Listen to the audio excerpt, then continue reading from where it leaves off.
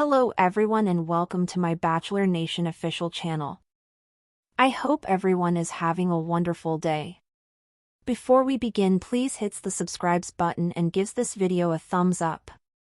Mel Owens, the Golden Bachelor Season 2 star, has made some terrible demands on his candidates, and I believe his trip will be even worse than Jerry Turner's, which resulted in his divorce from his winner, Teresa Nist. The first season of The Golden Bachelor, starring Jerry, was an encouraging show that demonstrated that love can be found at any age. However, I was dismayed when the show ended in controversy, revealing Jerry's past, particularly the fact that he was not the innocent widower with little dating experience that the series had depicted. Instead, he had a long-term partner before to the show. Furthermore, Jerry and Teresa's divorce soured the experience, making it yet another Bachelor Nation flop. Just when I thought things couldn't get much worse, Mel from The Golden Bachelor Season 2 made some horrible remarks that I simply cannot understand or accept. Mel, a 66-year-old former NFL star turned lawyer, confessed that he did not want to date ladies his own age, which shocked and saddened me. Mel made some inflammatory comments about his requests for Season 2 of The Golden Bachelor during an interview with the In the Trenches podcast. Mel admitted that during the casting process, he told the producers that he liked women aged 45 to 60, just being honest. He then revealed that after being chosen to be the Golden Bachelor Season 2 lead, he had lunch with an executive producer. He warned him, "If they're 60 or older, I'll clip them." Mel stated that the executive producer replied, "Oh, Mel, you can't. You understand, this is not the Silver Bachelor. This is the Golden Bachelor. But they'll be hot. Do not worry about it. Do not worry about it." Mel also said that the executive producer instructed him, "You can't use the word cut." He stated he replied, "Well, that's an NFL word." Mel also stated that he knows nothing about the women because the executive producers are still screening the competitors. However, he claimed that he assured the producer, "I know they're going to be beautiful. I know they are." Mel went on to say that the Golden Bachelor women must be active, as he stays in shape and works out regularly. "And I told them to avoid artificial hips and wigs. You know, that type of stuff." Mel also stated that he knew the women would be amazing, with no fake hips or wigs. Mel also stated that he is looking for a woman who is a lifelong learner, enjoys loving life, work out and remain fit, eat and have fun, and be energetic and enjoy life. I was surprised to see that Mel's major focus is on the women's appearance rather than what's on the inside. Pascal, a Golden Bachelorette contestant, faced criticism after revealing that he preferred to date younger women. As a result, I'm not sure why Mel was hired as the protagonist, since he explicitly stated that he had no intention of dating anyone beyond the age of 60, implying that he is ineligible for the Golden Bachelor. I had high hopes for Mel, especially because he gives a different perspective as a divorced man, as opposed to a widower like Jerry or a widow like Joan.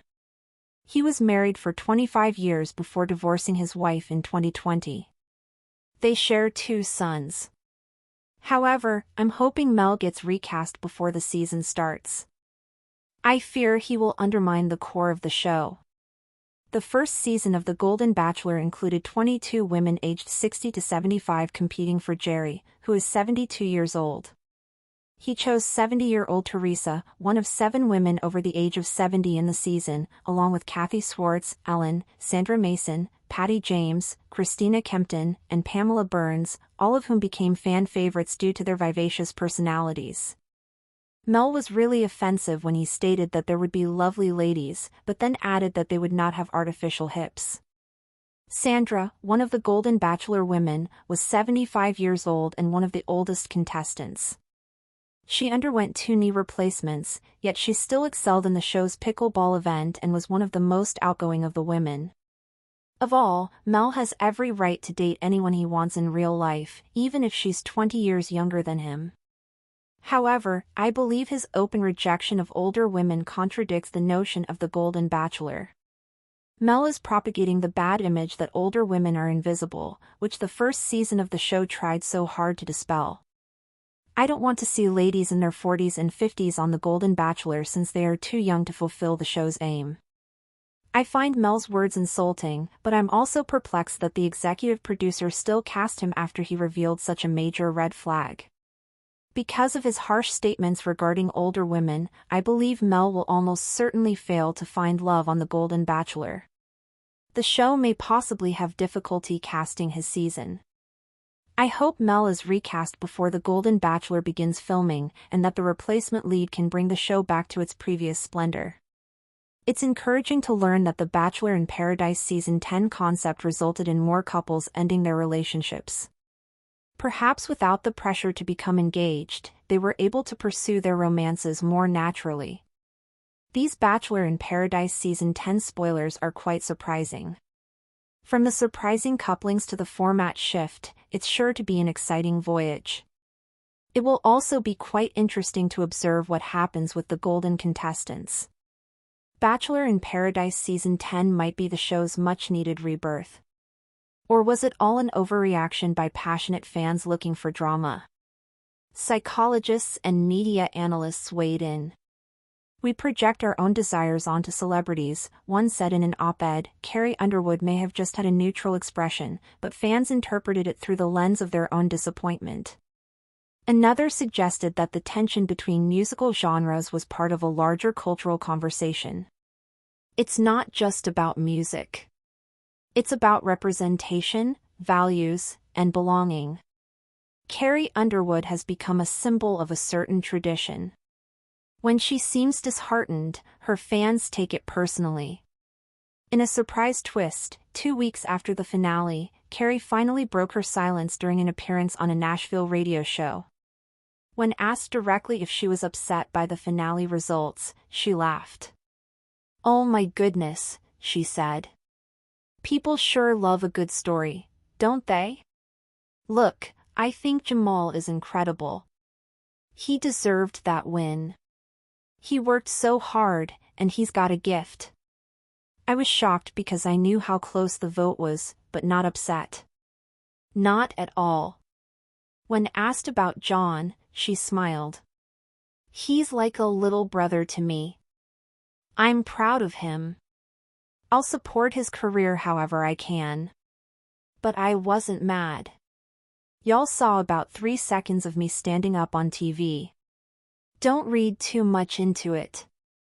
Her comments quelled some of the speculation, but not all. In the end, the story was less about whether Carrie Underwood was angry and more about the passionate investment fans had in both finalists. The beauty and chaos of live competition shows is that emotions run high, and interpretation becomes part of the narrative. As for American Idol, it achieved exactly what it always aims to do: spark conversation, showcase talent, and remind the world why music matters. Whether you rooted for John or Jamal, the season 23 finale will be remembered for years to come, not just for who won, but for what it revealed about fame, fandom, and the fine line between perception and reality. Thanks for watching. If you likes this video, do not forget to subscribe to my channel and do not miss any update.